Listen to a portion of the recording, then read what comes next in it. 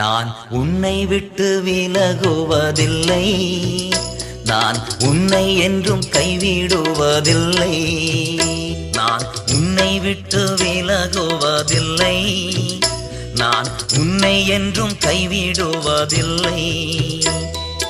நான் உன்னை காண்கின்ற தேவன், கண்மணி போல் உன்னை காப்பேன்.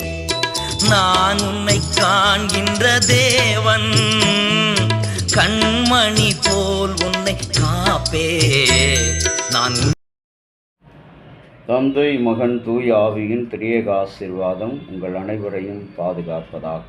அன்புக்குரிய இறை மக்களே, இந்த நாளிலே சிந்தனைக்காக உரிமையை விட்டு கொடுங்கள் என்ற சிந்தனையிலே நியாயாதிபதிகள் 9ஆம் அதிகாரம் 22 முதல் 24 வசனம். அபிமெலேக்கு இஸ்ரவேல் மேல் 3 வருஷம் குறைத்தனம் பண்ணினான். பின்பு அபிமெலேக்குக்கு சீகேமில் இருந்த குடும்பத் தலைவரும் விரோதம் உண்டாகச் செய்து கடவுள் ஒரு பொல்லாத ஆவியை அனுப்பவே சீகேமின் குடும்பத் தலைவர் அபிமெலேக்குக்கு துரோகம் பண்ணினார்கள்.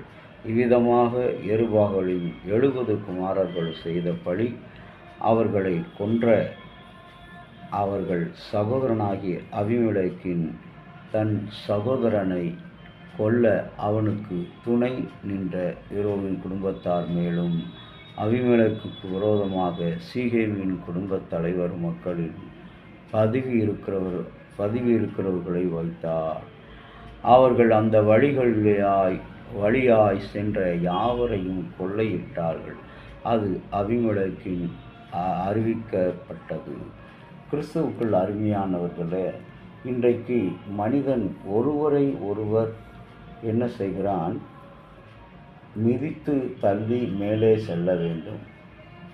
அப்பாவியாக எந்த ஒரு தவறுகளும் செய்யாத மனிதனாக இருப்பினும் கூட அவன் மீது கூட இன்றைக்கு பழி சுமத்தப்படுகிறது. அது மாத்திரம் அல்ல, இன்றைக்கு எந்த நோய் நொடியும் ஒரு மனிதனை தொடுகிறது என்று சொன்னால் அவன் நல்ல மனிதனாயிற்றே, எந்த கெட்ட பழக்கங்களும் இல்லாத ஒரு மனிதன் ஏன் இவனுக்கு இவ்வளவு பெரிய நோய் வந்தது என்று சொல்லி நாம் அறிகிறோம்.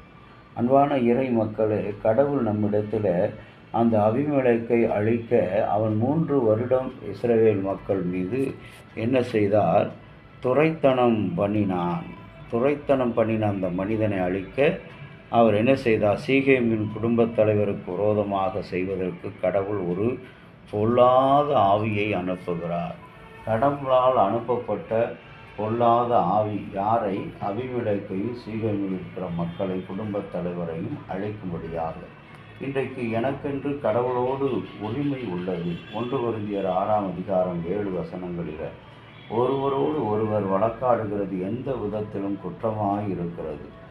அப்படி செய்கிறதை விட நீங்கள் என் அநியாயத்தை சகித்து கொள்கிறது இல்லை, என் நஷ்டத்தை பொறுத்து கொள்கிறது இல்லை.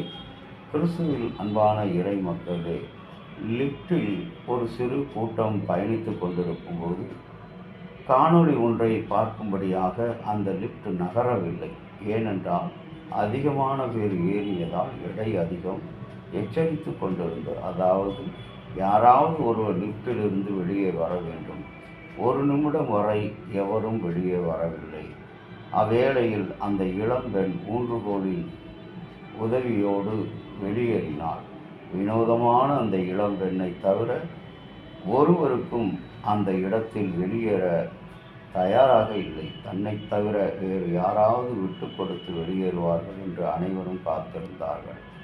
இது ஒரு முரண்பாடான காரியம், விட்டு கொடுக்கிற காரியம். கடவுளுக்கென்று நாம் எதை விட்டு கொடுக்கிறோமோ, உரிமையை விட்டு கொடுக்க வேண்டும், பெருமையை விட்டு கொடுக்க வேண்டும், பாவத்தை விட்டு கொடுக்க வேண்டும், பழி சொல்லுதலை விட்டு கொடுக்க வேண்டும், பகைமை பாராட்டுதலை விட்டு கொடுக்க வேண்டும். இன்றைக்கு இவையெல்லாம் விட்டு கொடுக்கும் பொழுதுதான் கடவுளுடைய உண்மையான நிறைவான அன்பை, ஆறுதலை, வல்லமையை பெற்றுக்கொள்ள முடியும். அதைத்தான் ஆண்டவராகிய இயேசு இன்றைக்கு கடவுள் தம்முடைய பிள்ளைகளாகிய உங்களுக்கும் எனக்கும் ஆபிரகாமுக்கு கொடுத்த அந்த ஆசீர்வாதத்தை சொந்தமாக்கி கொள்ள நாம் விட்டு கொடுக்க வேண்டும். ஊழியருக்கு இன்றைக்கு விசுவாசிகளிடத்தில் இருக்கின்ற முரண்பாடுகள், வேறுபாடுகள், விசுவாசிகளுக்கு ஊழியரிடத்தில் இருக்கிற வேறுபாடுகள், கருத்து முரண்பாடுகள், இவைகளிலிருந்து அவர்கள் விடுதலையாக வேண்டும். அந்த விடுதலைக்கு கடவுள் இந்த திருவசனங்களை நமக்கு ஆதாரமாக கொடுத்திருக்கிறார். ஆகவே என் அன்பு தேவ ஜனமே, கடவுள் கொடுத்திருக்கிற இந்த ஒப்பற்ற வசனத்திலே உறுதியான விசுவாசம் உள்ளவர்களாக, கடவுளுக்காக நாம் எதை விட்டு கொடுத்தாலும் அதை பெறும்போது இரண்டத்தனையாய் போடுவோம்.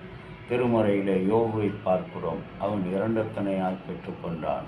அந்த சிந்தனையோடு இந்த நாளை நாம் துவங்குவோம். கடவுள் நமக்கு நிறைவான ஆசிகளை கொடுப்பார். தாயும் தந்தையுமாகிய இறைவா, உம்முடைய திருக்கரத்திலே நாங்கள் அர்ப்பணிக்கிறோம். ஆண்டவரே, எங்களை பணிந்து கொள்கிறோம்.